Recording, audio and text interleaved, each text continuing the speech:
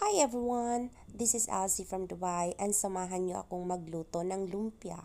Today is our last day of school kasi may 3 weeks off kami.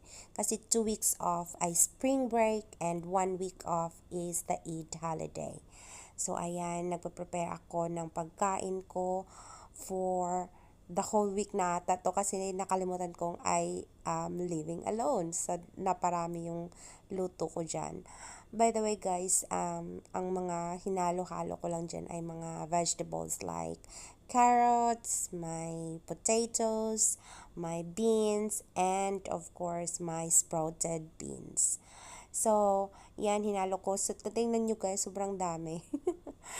At ayan na yung wrapper ko na ginagamit. Sobrang gusto kong wrapper na yan kasi hindi siya nagdidikit-dikit at saka mabilis siyang tanggalin sa isa't isa.